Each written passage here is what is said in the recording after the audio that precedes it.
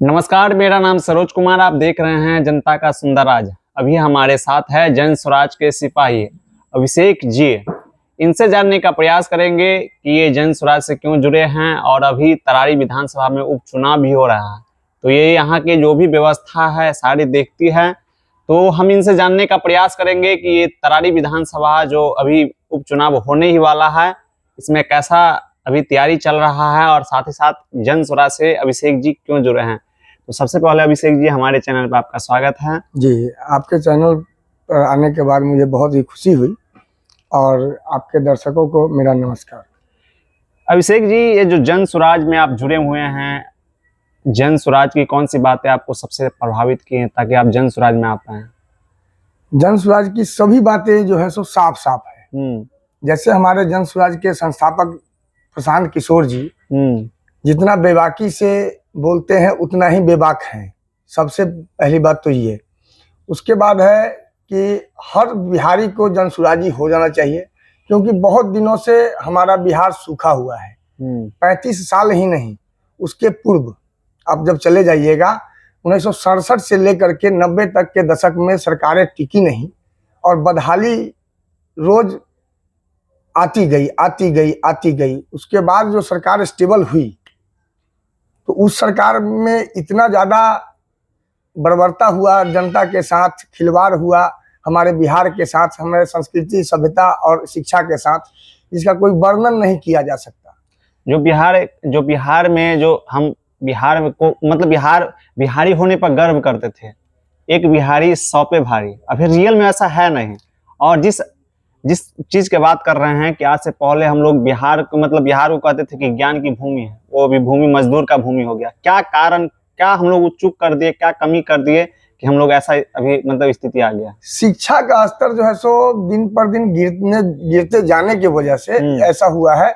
और शिक्षा जो है सो पूर्व में आपने सुना होगा, देखा होगा कि 1990 के दशक से लेकर के और 2005 तक की जो सरकार थी वो लूट खसोट मारपीट इधर उधर के चक्कर में जो है सो लोगों को भटका करके और शिक्षा के स्तर को बिल्कुल जो है सो जीरो पर ला दिया था।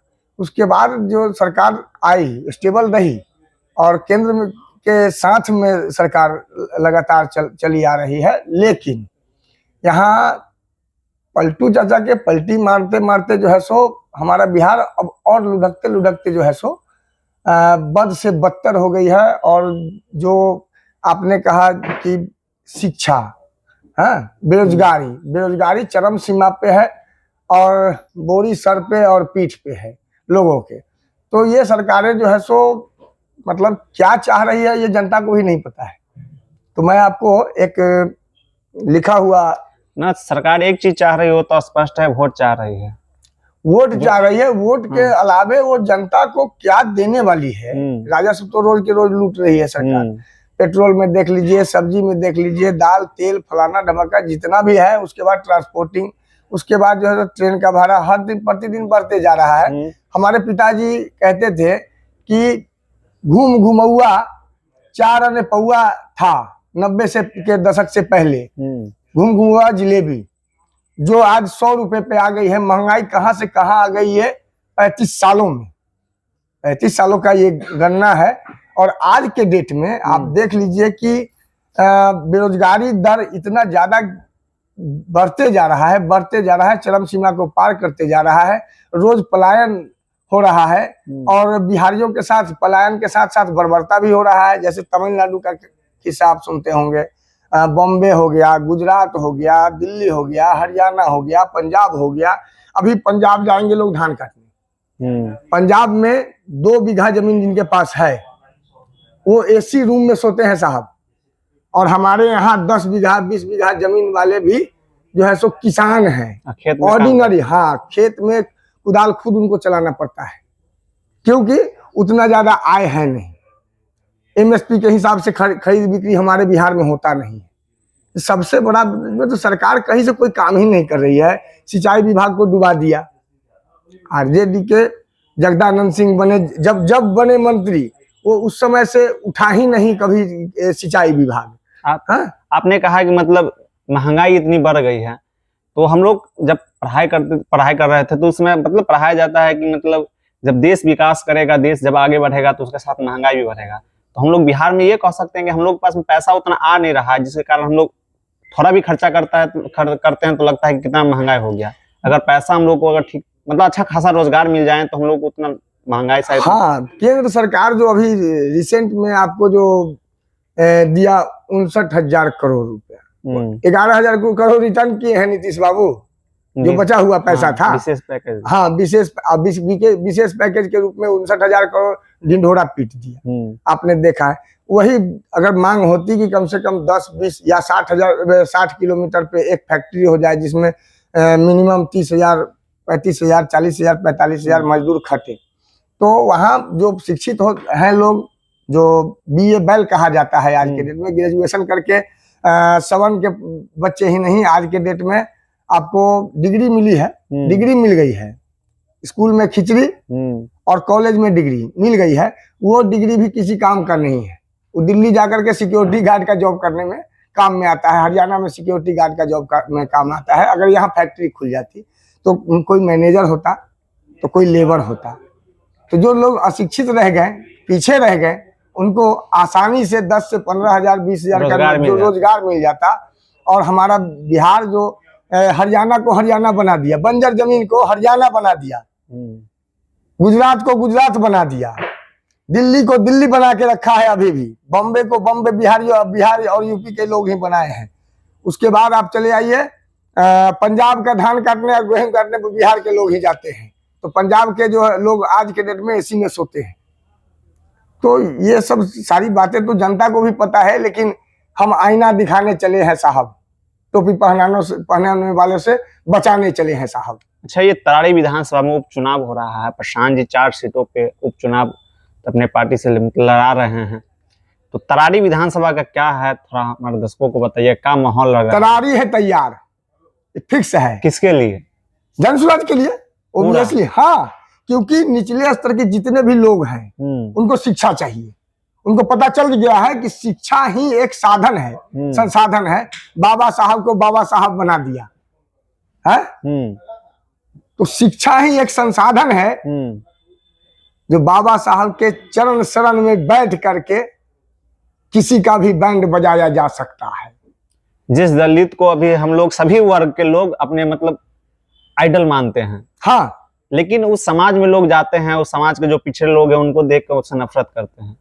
देखिए नफरत करते हैं, इसमें छुपाने वाला बात नहीं। उन लोगों का जीवन स्तर इतना मतलब नीचे है ना, वो गरीबी के वजह से। वही गरीबी हाँ, गरीबी जैसे आप देख लीजिए कि एक परिवार को ले लीजिए, एक परिवार में माँ बाप बूढ़े हो गए, बच्चा अभी जन्म लेकर के 5 साल, 10 साल, 7 साल, 15 साल का हुआ है, और माँ बाप तो बेरोजगारी दर के वजह से, जैसे उनके गार्जियन कमा ही नहीं पाते हैं, काम कर नहीं पाते हैं, रोजगार मिल नहीं पाता है, तो उनके घर में कलेश होता है।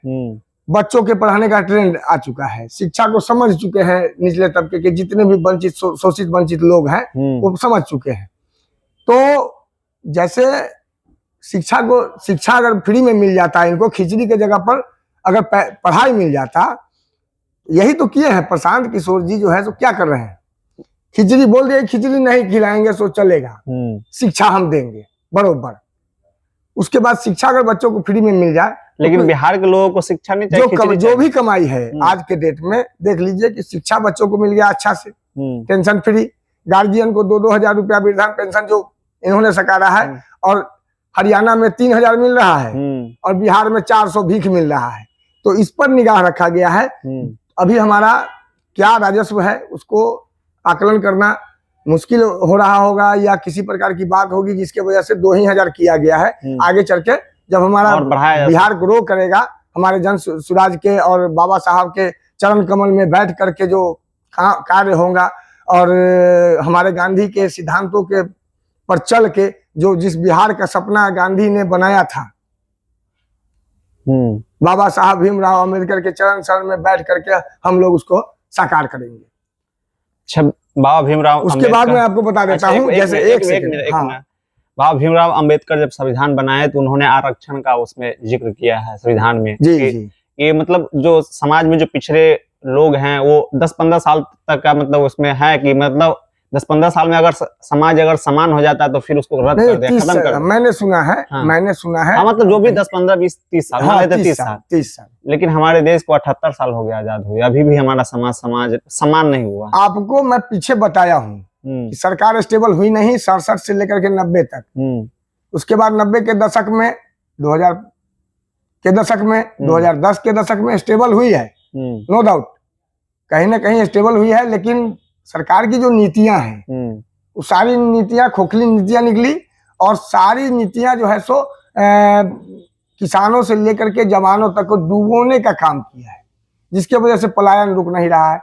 तो हमारा पलायन और वृद्धा पेंशन मैंने पीछे छोड़ दिया था। वृद्धा पेंशन अगर मिल जाएगा तो मिडिल सेंटर में 2 कमाने वाले बच जाएंगे, बीवी और पति। तो इनका पैसा कुछ और जीवन स्तर में बदलाव आएगा, सोच में बदलाव आएगा। और ये कलेश जो है, अच्छा, तरारी विधानसभा के बारे में हम लोग चर्चा करते हैं थोड़ा। तरारी विधानसभा अभी ये हॉट सीट बना है, बिहार ही नहीं बल्कि पूरे भारत में चर्चा हो रहा है कि आखिर तरारी विधानसभा में क्या होगा।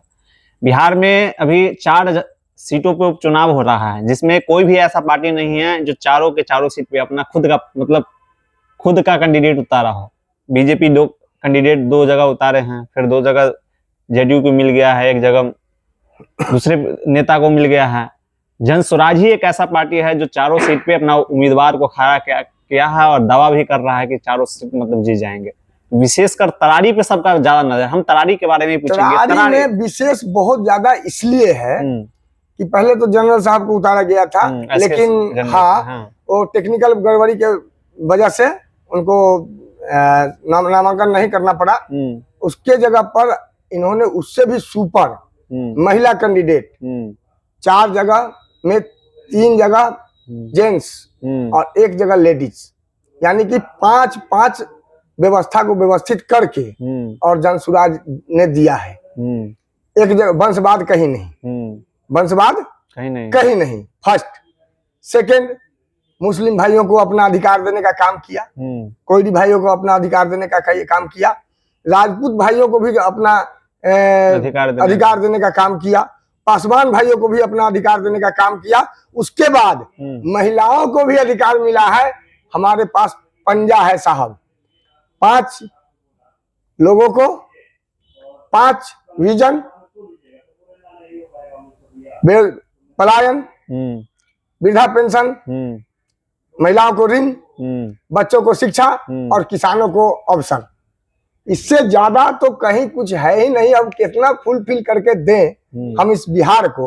यानी जो जन स्वराज बात करते थे, जन स्वराज का 3 आधार स्तंभ है, सही लोग, सही सोच और सामूहिक प्रयास। ये कहीं ना कहीं दिख रहा है। नहीं, यही है ही, यही है, लेकिन रियल ग्राउंड पे भी दिख रहा है। हाँ, रियल ग्राउंड पे भी दिख रहा है, क्योंकि हम भी मुआयना किए, कुछ गाँवों में घूमे, देखे, लोग रियल में जन स्वराज से मतलब आशा लगाए बैठे हैं कि कब आएगा जन स्वराज, कि हमारे कब 13 तारीख आएगा कि हम जा करके जन स्वराज के इस सिपाहियों को जिता करके और बिहार के उस भवन में भेजे जहां जनता के हित की बात हो, वहां गाली न दिया जाए ईडी सीबीआई को, किसी को बचाने की बात ना हो, बात हो हमारे रोजगार का, हमारे पलायन को रोकने की जो नीतियां हैं उसकी बात हो, हमारे गार्जियन को वृद्धा पेंशन मिले, महिलाओं को ऋण सस्ता मिले, जो वो जाकर के कहीं न कहीं अपने कीर्ति को स्थापित करें, हमारी महिलाएं शक्ति है। उसके बाद किसानों की बात हो, जहाँ केला होता है केला का, धान होता है धान का। एक प्रश्न और मेरा है, मतलब जो महिलाएं की इसमें बात की गई थी, महिला को मतलब 40 वो सीट दिया जाएगा, 40 सीट। जब 2025 में चुनाव होगा लोकसभा विधानसभा का, 243 सीटों पर जब जन स्वराज लड़ेंगे और अपना विपक्ष पार्टी भी अपना तैयारी तो कर ही रहा होगा और वो भी लड़ेंगे, तो 40 महिलाओं को सीट मिलेगी जी। तो क्या उसका रहेगा, थोड़ा हमको स्पष्ट कर देते हैं हमारे दर्शकों को, क्या उसका क्राइटेरिया रहेगा महिलाओं को क्राइटेरिया जो है महिलाओं का, वो तो पर्दे से दिख रहा है आपको। 4 सीट में और 243 सीट में आप गणित जानते हैं साहब, आप लोग मीडिया वाले हैं, आपको गणित पता है, गणित बैठा लीजिए, इसी से आपको पता चल जाएगा। हो सकता है कि स्कोर बढ़ सकता है अभी के अकॉर्डिंग, है तो हमारा सोच साफ है, व्यवस्था साफ है। प्रशांत किशोर कहीं से झूठे साबित अगर कोई करता है तो इनको सर्फ के बिना और साबुन के बिना, डिटर्जेंट के बिना धो करके साफ करके फेंक देते हैं। देखते नहीं है क्या? आपने वीडियो वगैरह नहीं देखा है प्रशांत? कुछ देखे हैं। और यहाँ पे प्रशांत जी का वीडियो देख रहे थे तो एक चीज हमको वहां से देखने को मिला कि यहाँ कहता है कि बाहुबलियों का गढ़, क्योंकि ये भूमि जो है या कभी बाबू वीर कुंवर सिंह के लिए जाने जाते थे, लेकिन अभी बाहुबलियों के गन वाले के लिए, हथियार वालों के लिए जाना जाता है। ये फिर अस्मिता वापस आ पाएगी कि नहीं? नहीं, अस्मिता तो वही अस्मिता की लड़ाई हो रही है। जो महिला कैंडिडेट हम लोगों ने उतारा है, बिल्कुल साफ छवि, स्वच्छ छवि, व्यवस्थित व्यवस्था, विजन भी दिख रहा है साफ साफ लोगों को। आपको इससे पहले मैंने बताया है कि हम आईना दिखाने साहब चले, टोपी पहनाने नहीं। इसमें एक और सवाल मेरा रहेगा, क्योंकि हम इसमें चैनल पे कैंडिडेट का हम वीडियो कुछ अपलोड किए हैं, तो उसमें लोगों ने कमेंट किए हैं कि लग रहा है कि ये रियल दिल से बोल रही है। जो भी मतलब लोगों से बात कर रहे हैं कैंडिडेट, तो लग रहा है कि लोग हम नहीं कह रहे हैं, एक हमारे व्यूवर्स कर रहे हैं, लग रहा है कि भारत में पहली बार कोई ऐसा कैंडिडेट है जो दिल से बोल रही है, कोई बनावट वाला बात नहीं बोल रही है। नहीं, हमारी जो यहाँ की कैंडिडेट है बिल्कुल साफ छवि की है, उसके बाद बेबाक है, उसके बाद जो है सबसे बड़ा चीज है कि वो पहले से सोशल वर्कर ऑलरेडी रही है, गरीबों के दर्द को समझती है। गरीबों के दर्द को जो समझ लिया और पहले से सोशल वर्क कर रहा है साहब, तो आपको समझ में आना चाहिए कि कोई महिला, और उसी सवर्ण की महिला है जिस सवर्ण के वजह से ये धरती दूषित भी और शापित भी हुआ है। तो उस साप से दूर होने का समय आ चुका है लोगों को। 1990 के दशक में ये सब कांड हुआ था, सब लोग भूल चुके हैं, शिक्षा को अपना रहे हैं। उनके बारे में एक और चीज सुने हैं कि वो समाज सेवी रही ही है, आप लोग ये सब तो जानते ही है। साथ ही साथ वो कुछ अपना मतलब जब कोई पद पे नहीं थी तो फैक्ट्री वैक्ट्री लगाने का प्रयास किए थे, इसका शिलान्यास भी किए थे, लेकिन पॉलिटिकल नहीं होने के कारण यह सक्सेस ना हो। नहीं, यहाँ जो है सो पॉलिटिक्स के नीचे उनके विरोध में आप काम नहीं कर सकते। ये बिहार है साहब, यहाँ पर हेमोपैथी इलाज करने वाले नीतीश बाबू हैं। इनके मुस्कुराहट का भी राज आपको पता नहीं चल पाएगा। 90 से 2005 तक कोई काम हुआ नहीं, न सड़क बना, न पुल बना, न पुलिया बना। ये सारा का सारा काम जो है सो नहीं हुआ। उसके बाद नीतीश बाबू, सुशासन बाबू की सरकार आई, तो अभी जो पुल पुलिया बना, इससे अच्छे तो अंग्रेज थे कि उनका पुल तोड़ने जाने से पीछे से पिछवाड़े से धुआं निकल जाता है, और उनका 19 साल के कार्यकाल में 16 पुल ध्वस्त हो चुका है, ऐसे जैसे मिट्टी से बना हो। यही बात मैंने कहा था। एक रोड का वीडियो हम बना रहे थे, तो हमने व्यूअर्स से पूछे थे कि हमको बताइए कि अंग्रेजों ने हमको ज्यादा लूटा कि जब देश आजाद हुआ उसके बाद जो नेता बना वो हम लोगों को ज्यादा लूटा। देखिए, श्री कृष्ण बाबू ने बहुत बढ़िया काम किया था। हमारे राज्य के अंदर बहुत सारी फैक्ट्रियां थी, बहुत सारे कल कारखाने थी, दवा की फैक्ट्रियां थी, खाद की फैक्ट्रियां थी, चीनी की फैक्ट्रियां थी। आप चले जाइए, अभी तो लोहा बिक रहा है उसका। हाँ, उसका लोहा जो सड़ गया कट करके लोग जो है सो अब बेरोजगारी है, तो चोरी कहिए या वो उनका अधिकार कहिए, मैं तो अधिकार मानता हूँ। पेट के लिए तो पेट के लिए तो हर कुछ जायज है। जैसे ये लोग स्टेज पर जीतने के लिए कैसे झूठ बोल के जनता को बर्बाद करते हैं। मोदी जी को देख लीजिए, बहुत मीठी मीठी बातें करते हैं। 125 करोड़ 130 करोड़ 39 सांसद उनको देने के बाद सीना 56 इंच का सीना दिखाते हैं वो, लेकिन एक भी फैक्ट्री नहीं लगाते हैं साहब। तो कैसा सुशासन और कैसा शासन है हमारे मोदी जी का और हमारे पलटू चाचा का, वो तो देख ही रहे हैं। हम लोग तो हिनाई नहीं करते हैं, लेकिन आपने पूछ लिया है तो मजबूरन हमको बताना पड़ेगा हमारे आपके दर्शकों को। एक बात स्पष्ट करना चाहेंगे, जो लालू जी बोलते थे कि नीतीश जी के पेट में डांट, उन्होंने ये बात गलत नहीं बोला है, ये सही बोला। हाँ, वो और कुछ कॉमेडी करके बुर्बक जैसा एक्टिविटी करके बुर्बक बनाया है बिहारियों को ऑल इंडिया में। ज्ञान की धरती पे दाग लगाया है उन्होंने, चारा चोरी करके पूरे बिहारियों को दागी किया है उन्होंने, नो डाउट। लेकिन ये बात बिल्कुल साफ साफ कहा है उन्होंने, और उनके इस बात के लिए जो है सो हमारे हृदय में अभी तालियां की गड़गड़ाहट जो है हमको महसूस हो रही है। तरारी के गांव में आप गए, घूमे होंगे, लोगों से बात किए होंगे, लोग जन स्वराज से क्या आशा लगाए बैठे? शिक्षा, पलायन रुकना, उसके बाद जो है सो किसान को, ये जन स्वराज का मुद्दा है। इसके अलावा क्या बोलती है जनता? शिक्षा सबसे बड़ा मुद्दा है साहब। शिक्षित होंगे लोग तो आगे बढ़ेंगे लोग। बाबा साहब के चरण शरण में बैठ करके वो सब कुछ कर सकते हैं, उनको पता चल चुका है। अच्छा जी, सबसे मतलब फर्स्ट में लोग भी कहते हैं कि पहले शिक्षा होना, फर्स्ट ऑफ ऑल हमारा समाज शिक्षित हो जाएंगे तो सब कुछ अपने आप कर लेंगे। हम अपने मैनिफेस्टो में जो 5 चीजें लिखी हैं उसपे सबसे पहले शिक्षा होना चाहिए था। जो लोगों को अट्रैक्शन में थोड़ा नीचे है, जो अट्रैक्शन में थोड़ा ये है, लास्ट में बताते हैं 4 नंबर पे है, उसको फर्स्ट नंबर पे लाने के लिए। फर्स्ट आप देखने फर्स्ट पे हमने देखा है।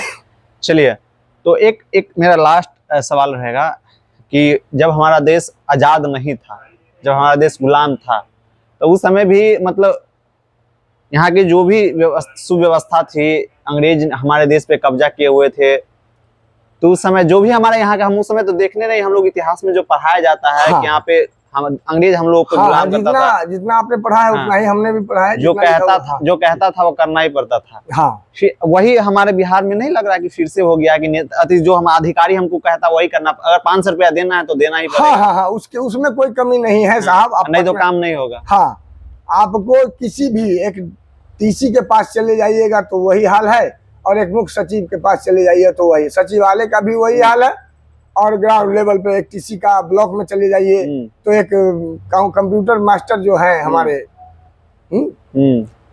उनका भी वही कहानी है। थाना का तो बात मत पूछिए। चौकीदार साहब अगर एक लाइन किसी का आचरण में बनाने के लिए लिखेंगे तो 100-200 उनको चाहिए। नहीं 100 रुपया लेंगे तो 2 चाय पियेंगे आते और जाते। मतलब ये कंडीशन हो गया है। दरोगा जी का पूछिए मत। दरोगा जी का मतलब अगर गलत भी केस अगर हो गया, रेप केस हो जाए या डोरी एक्ट हो जाए, या मतलब आप कहीं से दब जाने चाहिए। समझ गए। मतलब सीधा तौर पे कह सकते हैं कि तरारी विधानसभा में जन स्वराज अपना परचम लहरा रही है, तो यही है ना? हाँ, ठीक है।